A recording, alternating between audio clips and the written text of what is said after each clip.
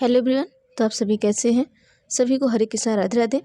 तो देखिए, ये जो प्रैक्टिस सेट है, ये प्रैक्टिस सेट आपकी यूपी पुलिस कांस्टेबल की है और ये सामान्य हिंदी की प्रैक्टिस सेट है। आप यहाँ मत समझिएगा कि ये प्रैक्टिस सेट सीटेट या यूपी टेट की है। तो आज से आपकी जो प्रैक्टिस सेट है, यूपी टेट की प्रैक्टिस सेट स्टार्ट हो गई है। ये प्रैक्टिस सेट पहला है आपका, ठीक है। तो जो सामान्य हिंदी का पहला प्रैक्टिस सेट है उसे हम लेकर चलेंगे और सामान्य हिंदी में लगभग आपको 38 क्वेश्चन आते हैं। तो ये हम आपको डेली एक एक प्रैक्टिस सेट देते जाएंगे और आपकी जो एग्ज़ाम डेट है आज वो नोटिस आ चुकी है। आपकी जो ऑफिशियल नोटिस है वो 17 और 18 इन 2 दिन में आपके एग्ज़ाम होंगे, ठीक है। 17 फरवरी से 18 फरवरी इन दो दिन के बीच में आपके एग्ज़ाम हो जाएंगे। तो फाइनल जो आपकी नोटिफिकेशन थी वो आ चुकी है। अब आप कभी कन्फ्यूज मत होइएगा कि ये मार्च या अप्रैल में होगी। ये जो आपका एग्ज़ाम है ये आपका इसी फरवरी माह में हो जाएगा। तो चलिए हम देखते हैं, यहाँ पे कम से कम आपके 38 क्वेश्चन है। तो पहले देखिए आपका गद्यांश पूछा जाएगा, तो गद्यांश को हम छोड़ देते हैं। इसमें से देखिए प्रश्न संख्या 1 से लेकर 5 तक, लगभग आपको 1 से 5 तक का क्वेश्चन आपके गद्यांश से पूछे जाएंगे, जिसे हम छोड़ देते हैं। जो गद्यांश आप आराम से कर सकते हैं। तो हमारा जो मेन जो सामान्य हिंदी है उसे हम देखते हैं यहाँ पर क्वेश्चन नंबर 6 से लेकर। तो चलिए हम देखते हैं। और आप क्या करिएगा, एक पेन कॉपी लीजिएगा और मैं जो कराते जाऊंगी उसको आप टिक करिएगा। मैं आपको बता देती हूँ, वहाँ पे नंबरिंग डालिएगा 1 2 3 4 ऐसे करके, ठीक है। अब यहाँ पर जब आप नंबरिंग करेंगे, जब मैं उत्तर बताऊंगी पहले आप अपना उत्तर नोट डाउन कर लेंगे। अगर पहले में आपने ABC कोई भी उत्तर दिया है वो नोट डाउन कर लीजिए। उसके बाद अगर मैं A बताती हूँ, B बताती हूँ, अगर A बताती हूँ आपका सही होता है तो सही करिए, गलत होता है तो आप गलत करिए। फिर काउंट करिए कि 38 में से आपके कितने नंबर आ रहे हैं। फिर आपको पता चलेगा कि आपने कितना सही किया है और कितना गलत किया है। तो चलिए हम आइए देखते हैं। तो देखिए, थोड़ा बड़ा करने पर शायद क्लियर ना आए और इसलिए हम थोड़ा छोटा करके दिखाएंगे ताकि आपको चीज़ें क्लियर दिखे। तो चलिए हम देखते हैं, क्वेश्चन नंबर 6 से स्टार्ट करते हैं। क्वेश्चन नंबर 6 क्या है आपका? क्वेश्चन नंबर 6 पूछा है कि मगही किस उपभाषा की बोली है? ऑप्शन ए है राजस्थानी, बी है पश्चिमी हिंदी, सी है पूर्वी हिंदी, डी है बिहारी। तो आप सभी उत्तर लिखिएगा अपना। तो यहाँ पर हम देख लेते हैं कि जो हमारा क्वेश्चन नंबर 6 है उसका जो उत्तर होगा ऑप्शन नंबर डी बिल्कुल सही होगा, बिहारी। देखिए, अब इसके बारे में हम कुछ जान लेते हैं मगही के बारे में। जो मगही आपकी है कहाँ से निकली हुई है? तो जो मगही है ये आपकी देखिए बिहारी, ठीक है। यहाँ पर देखिए जो अपभ्रंश है, अपभ्रंश की जो बोलियाँ जैसे आपकी सौर सेनी हो गई, अर्धमागधी हो गई, मागधी हो गई, केकम हो गया, टक हो गया, ब्रांचट हो गया और महाराष्ट्री हो गई। तो सौर सेनी से आप सभी को पता है कि पश्चिमी हो गया, राजस्थानी हो गया, ठीक है, और पहाड़ी हो गया और गुजराती हो गया। ये 4 बोलियां जो आपकी हैं ये आपकी सौर सेनी अपभ्रंश से निकली हुई है। और अर्धमागधी से आपका क्या क्या है? अर्धमागधी में आपका क्या आता है? पूर्वी हिंदी आता है। तो पूर्वी हिंदी में आपकी क्या क्या है? अवधी है, ठीक है, ABC इसे हम कर सकते हैं, अवधी, बघेली और आपकी छत्तीसगढ़ी, ये हो गई, ठीक है। एक मिनट में कलर चेंज कर लेती हूँ इसका। और फिर उसके बाद हम यहाँ पर देख लेते हैं, इसके बाद हमारी मागधी आती है। मागधी में कौन आता है? आपका बिहारी आता है। और इस बिहारी में भी आपकी क्या आती है? 3 बोलियाँ आती हैं, भोजपुरी, मैथिली और मगही। तो यहाँ पर भोजपुरी बी लिख देते हैं, मैथिली को यम यम, ठीक है, BMM, ठीक है। तो यहाँ पर ये आपकी ये उपभाषा होगी, यहाँ पर आप लिख सकते हैं। सौर सेनी में क्या हो गया आपका? पश्चिमी हिंदी, पश्चिमी हिंदी में क्या आ गया? राजस्थानी, पहाड़ी और गुजराती। और उसके बाद आपका क्या आ गया? अर्धमागधी। अर्धमागधी में आपका क्या आता है? पूर्वी हिंदी आता है। और पूर्वी हिंदी में आपकी क्या आती है? अवधी आती है, बघेली आती है और छत्तीसगढ़ी आती है। फिर उसके बाद तीसरा आता है आपका बिहारी। बिहारी में क्या क्या आता है आपका? भोजपुरी आता है, मगही आता है और मैथिली आता है। तो चलिए अगला क्वेश्चन देखते हैं हम क्या है हमारा। Question number 7। क्वेश्चन नंबर 7 में पूछा है कि रावण सिर सरोज बनचारी, चली रघुवीर सिली मुखधारी। सिली मुख में अलंकार पूछा आपको। तो ऑप्शन 1 है, ए है श्लेष अलंकार, बी है लाटानुप्रास, सी है वृत्तानुप्रास, डी है उपमा। तो यहाँ पर सीली मुख में पूछा है तो आपको उत्तर बताना है। तो चलिए यहाँ पर हम देख लेते हैं जो हमारा क्वेश्चन नंबर 7 है, 7 का जो उत्तर होगा ऑप्शन नंबर ए बिल्कुल सही होगा।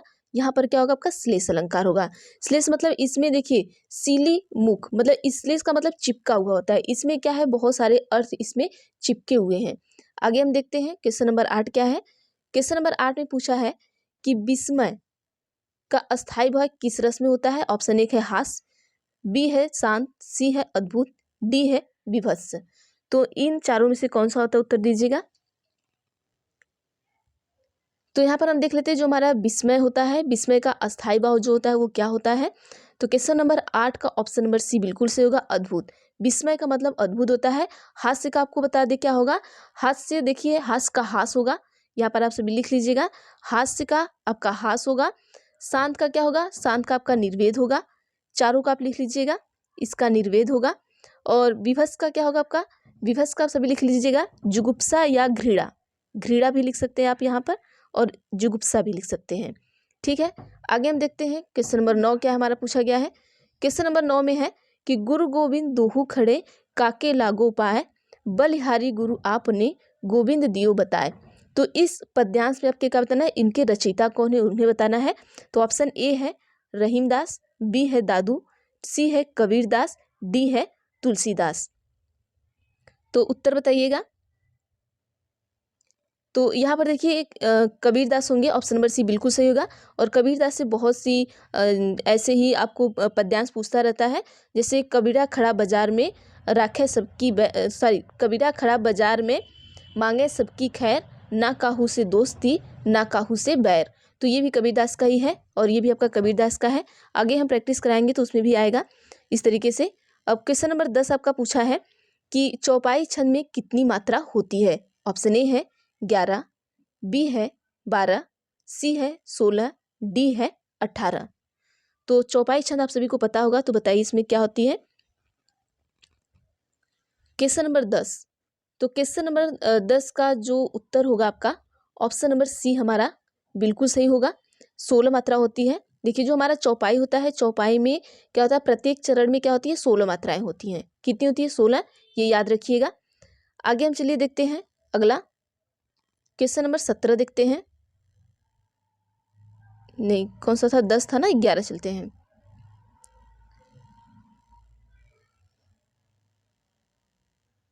क्वेश्चन नंबर 11 में पूछा है आपको कि यदि ए ओ तथा औ के बाद कोई भिन्न स्वर आता है तो इनके स्थान पर क्रमशः ए, आय, औ, आओ हो जाता है।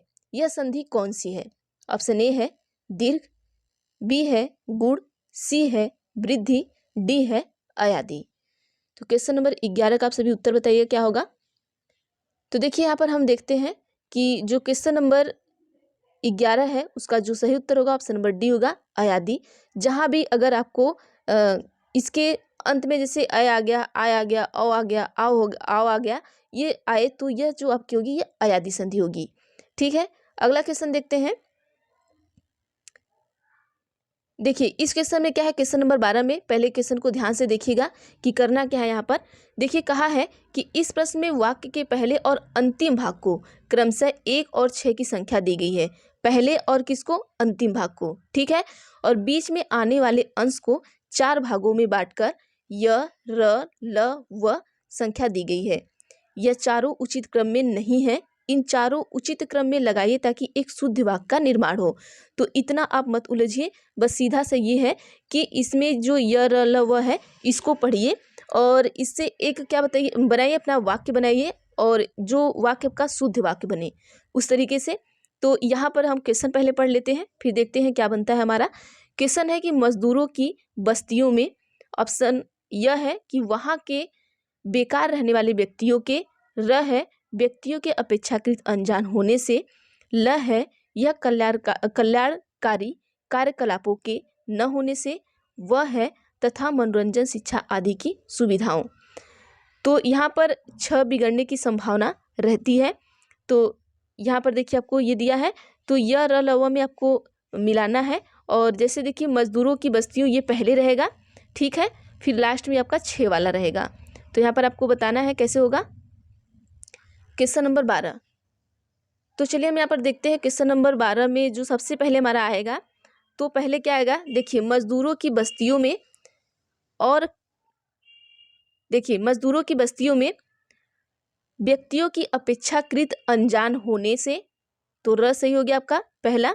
ठीक है, फिर हम आ जाते हैं तथा मनोरंजन शिक्षा आदि की सुविधाओं, वह सही हो गया।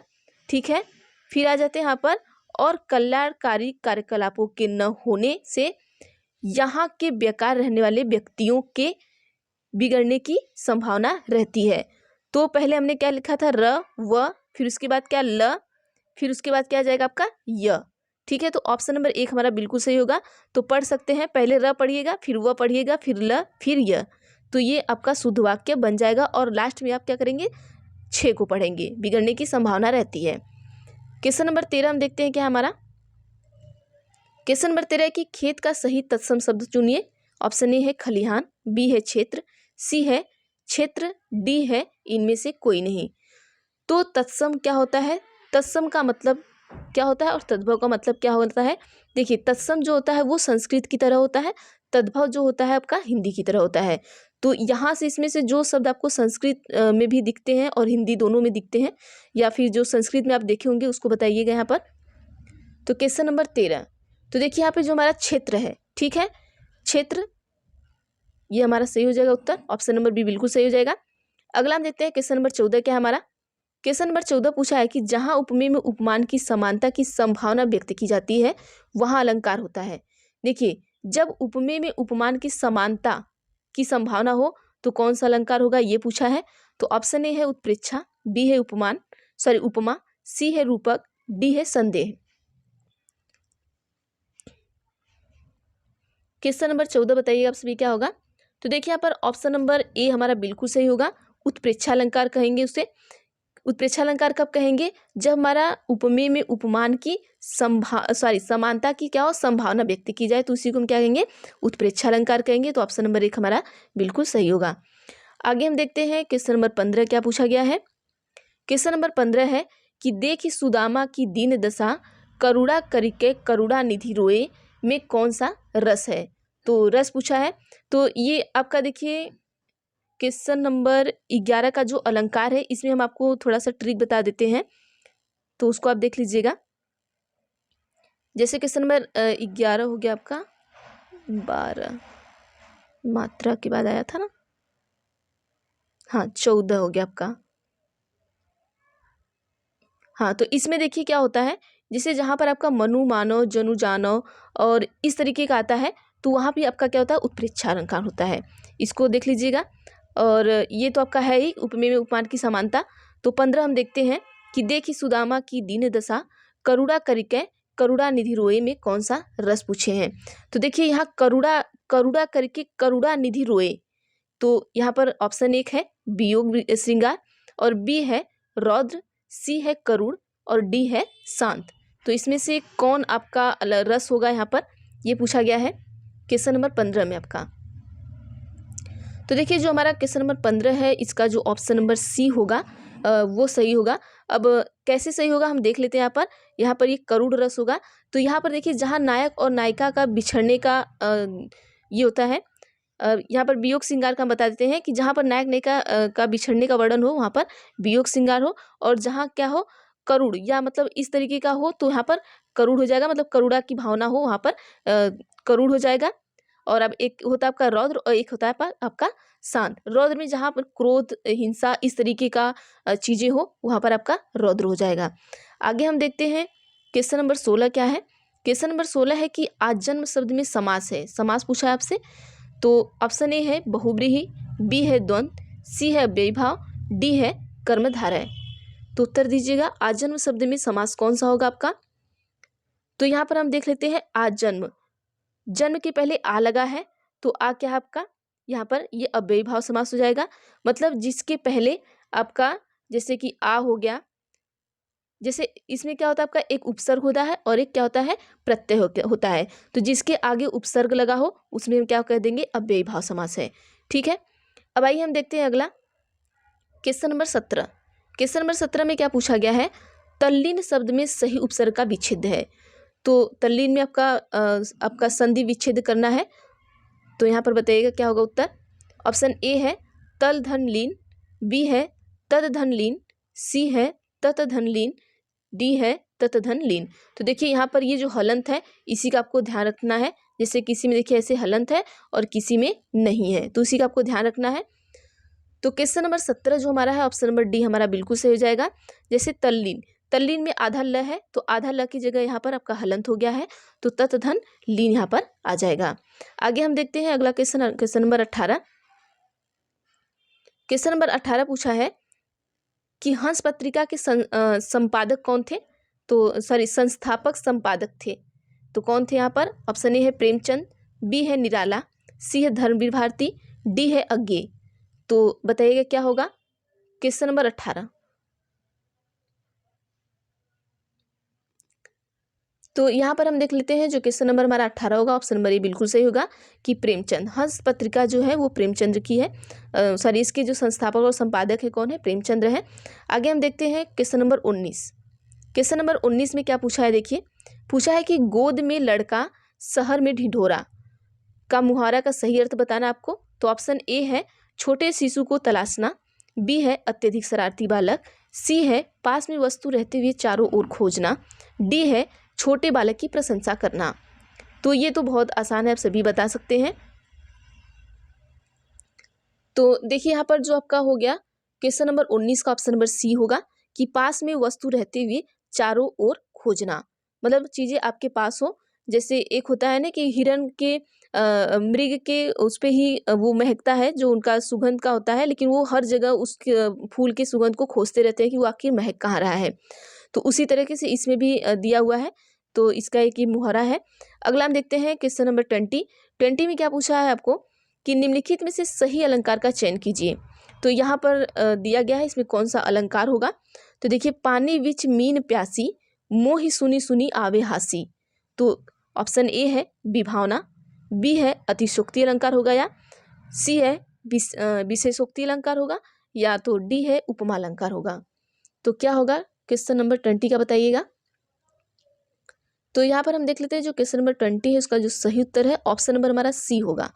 ठीक है, यहाँ विशेषोक्ति अलंकार होगा। आगे हम देख लेते हैं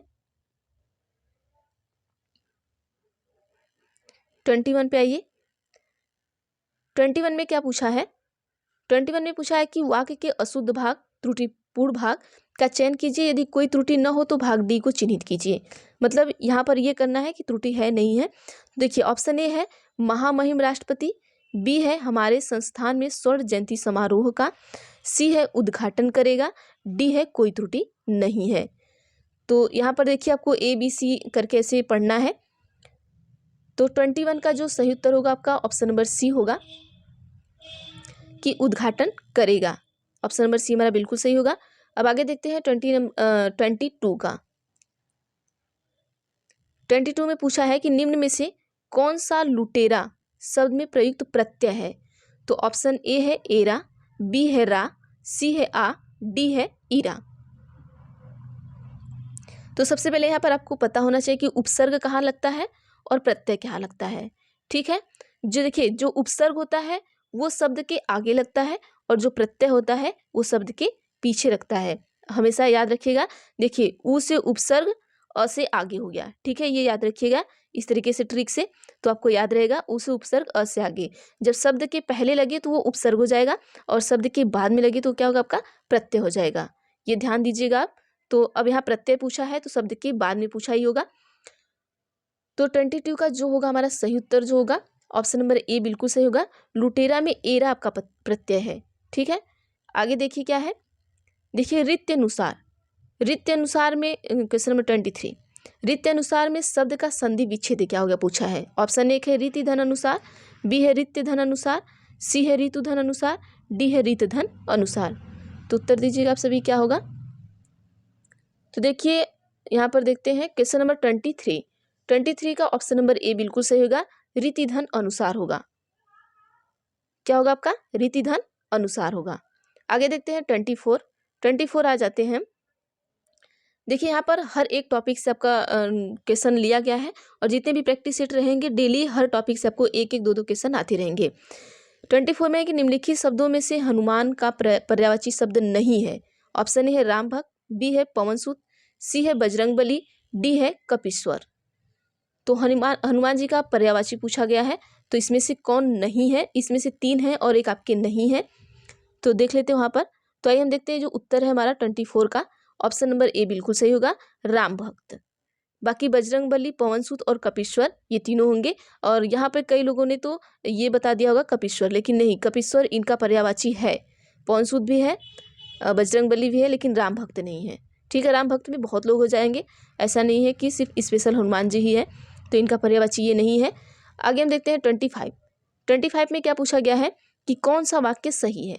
ऑप्शन ए है बैल और बकरी घास चरती हैं, बी है बैल और बकरी घास चरते हैं, सी है बैल और बकरी घास चरता है, डी है बैल और बकरी घास चरती हैं।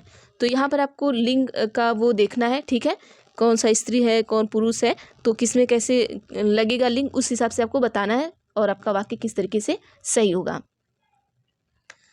तो आइए हम यहाँ पर देख लेते हैं जो क्वेश्चन नंबर 25 है। 25 का जो उत्तर होगा ऑप्शन नंबर बी होगा। ठीक है, तो आइए मिला लेते हैं कि बैल और बकरी घास चरते हैं। ठीक है, यहाँ पर क्या है, पुल्लिंग और स्त्रीलिंग दोनों साथ में आते हैं, तो हम क्या लिखेंगे, चरते हैं। आगे देखते हैं 26 में क्या है। 26 में पूछा है कि निम्न में से कौन सा काटना का तत्सम है।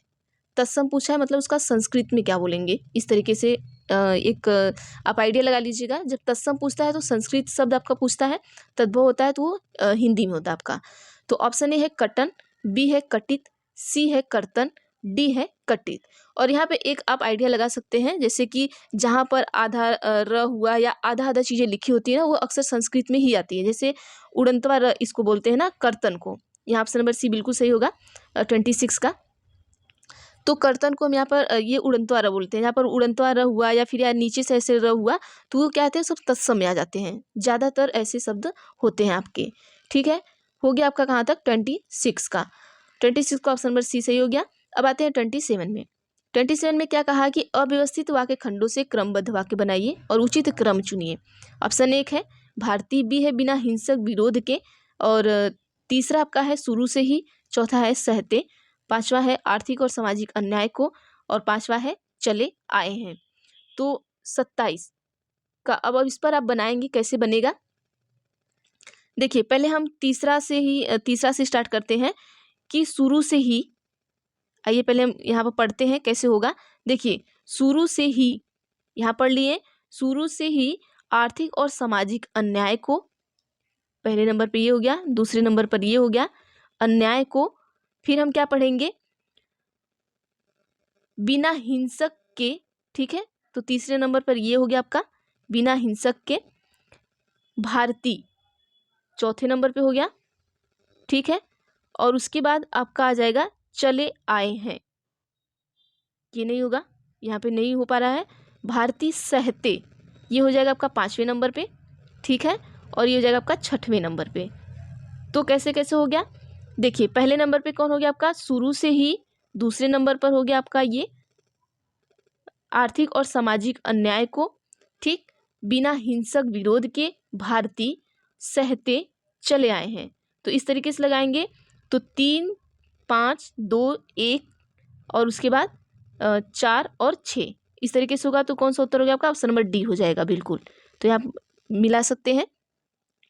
आगे देखते हैं क्वेश्चन नंबर 28 में क्या कहा है कि अवधि शिला का उर पर था गरुभार, तिल तिल काट रही थी दृग जलधार। इस उद्धरण में छंद आपको पूछा गया है, तो कौन सा छंद होगा, ऑप्शन 1 है दोहा होगा, बी है सोठा होगा, सी है बरवय होगा, डी है गीतिका होगा। तो 28, तो यहाँ पर हम देख लेते हैं जो 28 है, 28 का जो सही उत्तर होगा आप सभी बताइएगा, हम बताते हैं। तो यहाँ पर हम देख लेते हैं ऑप्शन नंबर सी बिल्कुल सही होगा। अब हम देखिए जो बरवय हमारा होता है, बरवय अर्धमात्रिक छंद आपका होता है। कैसा होता है, अर्धमात्रिक छंद, इसको लिख लीजिएगा, पूछता है आपको, अर्धमात्रिक छंद होता है हमारा बरवय। अब ये जो अर्धमात्रिक छंद होता है, और देखिए इसमें एक और चीज़ है, यहाँ पर लिख लीजिएगा, जो विषम चरण आते हैं, इसमें देखिए 2 चरण आते हैं, एक सम होता है और एक विषम होता है। तो जो विषम किसको बोलते हैं, पहले चरण को, और किसको, तीसरे को। ठीक है, ये विषम संख्या है, इसको हम विषम चरण बोलेंगे। और इसमें कितने आपकी मात्राएं आती हैं, 12 मात्राएं आती हैं। कितने, 12 आती हैं। और सम चरण किसको बोलते हैं, जैसे 2 और 4, ये सम संख्या है हमारा, इसको सम चरण बोलेंगे। तो इसमें कितनी मात्राएं आती हैं, तो इसमें 7 मात्राएं आती हैं, जो आपका बरवय होता है। ठीक है, तो बरवय आपका क्या होगा, बरवय आपका अर्ध सममात्रिक होता है। और विषम चरण में इसमें कितना होता है, 12-12 मात्रा होती है। सम चरण में क्या होता है, 7-7 मात्राएं होती हैं, ये याद रखिएगा। अब आगे हम देख लेते हैं परुष। परुष शब्द का विलोम क्या होगा? ऑप्शन ए है अपरुष, बी है सरल, सी है कठोर, डी है कोमल। तो क्वेश्चन नंबर 29 का जो सही उत्तर होगा क्या होगा, बताइएगा। तो ऑप्शन नंबर डी हमारा बिल्कुल सही होगा, ठीक है, कोमल। परुष का जो सही उत्तर होगा वो क्या होगा आपका, कोमल होगा। 29 का ऑप्शन नंबर डी बिल्कुल सही होगा। अब आइए हम चलते हैं 30 पर। क्वेश्चन नंबर 30 में क्या पूछा है, जिनका जन्म पहले हुआ हो और वाक्य के लिए उपयुक्त शब्द का विकल्प चुनिए। ऑप्शन ए है अग्रज, बी है ज्येष्ठ, सी है वरिष्ठ, डी है श्रेष्ठ। तो जिनका जन्म पहले हुआ हो, जैसे आप हैं, आपसे पहले किसी का जन्म हुआ है तो हम उन्हें क्या कहेंगे? तो ऑप्शन नंबर 1 हमारा बिल्कुल सही होगा, अग्रज कहेंगे, ठीक है। चलिए अगला देखते हैं 31 में क्या पूछा गया है कि चिर जीवो जोरी जुरै क्यों न स्नेह गंभीर, को घट ये वृष भानुजा वे हलदर के वीर। तो वृष भानुजा और हलदर में कौन सा अलंकार है, ये पूछा गया है। ऑप्शन ए है यमक, बी है प्रतीप, सी है श्लेष, डी है ब्याज स्तुति। तो यहाँ पर आपको अलंकार बताना है 31 में। तो देखिए जो आपका 31 है, 31 में आपका होगा ऑप्शन नंबर सी बिल्कुल सही होगा। यहाँ पर श्लेष अलंकार होगा। श्लेष का मतलब क्या होता है, चिपका हुआ होता है। तो ऑप्शन नंबर सी आपका यहाँ पर सही होगा।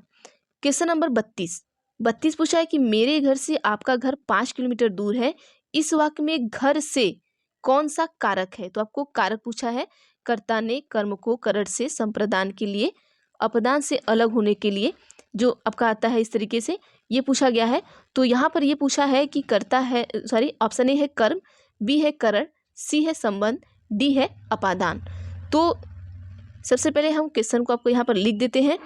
किसका बताना है आपको, देख लीजिएगा, घर से बताना है, ठीक है। क्या बताना है आपको, से बताना है, जहां पर से आए उसको बताना है, घर से। तो देखिए यहाँ पर से बताना है, तो कर्ता ने, कर्म में क्या हो जाएगा को, करड़ से, संबंध काके की या रारेरी, अपदान, अपदान तब आता है जब किसी चीज से हम क्या होंगे, अलग होंगे। तो क्या यहाँ पर अलग हो रहा है या नहीं हो रहा है, इसे हमें ध्यान देना है। तो 32 का जो आंसर होगा आपका कौन सा हो जाएगा, ऑप्शन नंबर डी होगा, अपादान होगा। क्योंकि वो क्या बता क्या रहा है, यहाँ पर घर से दूरी बता रहा है। आप क्वेश्चन यहाँ पर देख सकते हैं, अपादान कैसे होगा। देखिए आप ज्यादा से ज्यादा लोग यहाँ पर क्या मार के चले आएंगे, कर्म से, ठीक है, कर्ता ने कर्म को करड़ से मार के आएंगे। आप यहाँ पर ज्यादा लोग करड़ मार के चले आएंगे, लेकिन यहाँ पर करड़ नहीं होगा, यहाँ पर क्या होगा, अपादान होगा। क्योंकि उसने क्या कहा, मेरे घर से आपका घर 5 किलोमीटर दूर है, ठीक है, अलग बताया हुआ है, तो अपादान होगा यहाँ पर। ऑप्शन नंबर डी बिल्कुल सही होगा, यहाँ पर लगा लीजिएगा 32 का। चलिए आगे हम देखते हैं 33 क्या पूछा है कि वाचस्पति किस समास का समस्त पद है। ऑप्शन एक है न तत्पुरुष, बी है अलुक तत्पुरुष, सी है संबंध तत्पुरुष, डी है बहुव्रीहि। तो 33 का क्या होगा, तो हम देख लेते हैं 33 का जो आंसर होगा ऑप्शन नंबर बी होगा, अलुक तत्पुरुष है। आगे हम देखते हैं 34, निम्नलिखित में से कौन सा शब्द पुल्लिंग है। ऑप्शन ए है आय, बी है व्यय, सी है नहर, डी है लहर। तो 34 का जो उत्तर होगा हम यहाँ पर देख लेते हैं क्या होगा, ऑप्शन नंबर बी बिल्कुल सही होगा। 34 ऑप्शन नंबर बी, व्यय। व्यय हमारा क्या है, पुल्लिंग है। अब 35 हम देख लेते हैं क्या है, निम्नलिखित शब्दों में से एक वचन है। ऑप्शन ए है प्राण, बी है दर्शन, सी है ओठ, डी है तेल। तो यहाँ पर 35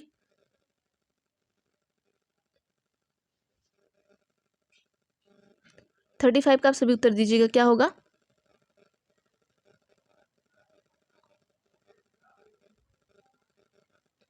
तो यहाँ पर देखिए आपका जो उत्तर होगा वो आपका ऑप्शन नंबर डी बिल्कुल सही हो जाएगा, तेल।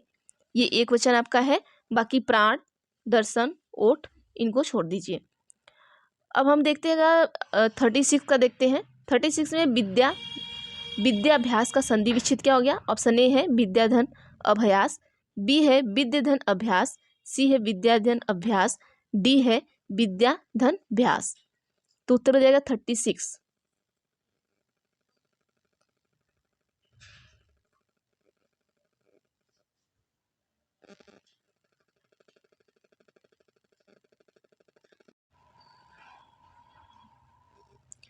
तो यहाँ पर देखिए जो हमारा 36 होगा, 36 का ऑप्शन नंबर सी हमारा बिल्कुल सही होगा। 37 देख लेते हैं क्या है। जय पराजय में कौन सा समास है? ऑप्शन ए है अव्ययी भाव, बी है बहुव्रीहि, सी है द्वंद्व, डी है द्विगु। तो यहाँ पर बताइएगा अव्ययी भाव है या बहुव्रीहि है या द्वंद्व है या द्विगु है 37। तो 37 का हम देख लेते हैं, ऑप्शन नंबर सी हमारा बिल्कुल सही होगा। देखिए जय और पराजय यहाँ पर क्या है, विपरीत है। जैसे हार हुआ, हार जीत, तो यहाँ पर भी क्या होगा, द्वंद्व होगा, हार और जीत। यहाँ पर लेकिन तो आप कभी कभी क्या होता है, लोग क्या कहते हैं, जो ये चिन्ह होता है बस इसी चिन्ह को देख के लोग समझ जाते हैं द्वंद्व है, लेकिन ऐसा नहीं। द्वंद्व का मतलब ही होता है कि एक दूसरे का विपरीत। जैसे अगर हम एक जगह हार रहे हैं तो दूसरी जगह हम क्या करेंगे, जीतेंगे। तो हार और जीत, ठीक। दिन और रात, ठीक है, दिन दिन हो जाएगा तब वहाँ पर द्वंद्व समाज आपका नहीं होगा, ये ध्यान रखिएगा आप सभी, यहाँ पर बहुत कन्फ्यूजन होता है। 38 का हम देखते हैं क्या है हमारा। इनमें से शुद्ध वर्तनी वाला शब्द कौन सा है? ऑप्शन ए है अन्वेषण, बी है अन्वेषण, डी है अन्वेषण और डी है अन्वेषण अन्वेषण। तो बताइएगा क्या होगा यहाँ पर, शुद्ध वर्तनी बताना है 38 का। तो ऑप्शन नंबर हमारा एक बिल्कुल सही होगा, अन्वेषण। तो ये आपके हमने 38 क्वेश्चन कंप्लीट करा दिए, जो आपके कांस्टेबल में 38 क्वेश्चन सामान्य हिंदी से पूछे जाते हैं। और लगभग हम आपको यहाँ पर 15 से 20 प्रैक्टिस सेट करा देंगे। और लगभग आपको जितने भी क्वेश्चन यहाँ पर आए हुए हैं, हर चैप्टर से आपको 1-2 क्वेश्चन यहाँ पर दिया गया है। जैसे आपका शुद्ध वर्तनी से हो गया, फिर उसके बाद आपका क्या हो गया, समास हो गया, फिर संधि विच्छेद हो गया, फिर एक वचन बहुवचन हो गया, पुल्लिंग हो गया। इस तरीके से सारे क्वेश्चन आपको इसी में इंक्लूड कर दिया गया है। तो बाकी हम देखेंगे अगली वीडियो में और अगले प्रैक्टिस सेट में। बाकी अगर वीडियो अच्छी लगे तो प्लीज़ वीडियो को लाइक किया करिए आप सभी, और शेयर भी किया करिए, और ज़्यादा से ज़्यादा लोग जुड़िए। और जो नए हैं प्लीज़ वे सब्सक्राइब भी कर ले और बेल आइकन को भी क्लिक कर ले, ताकि मैं जो भी वीडियो बनाऊँ उन तक जरूर पहुँचे।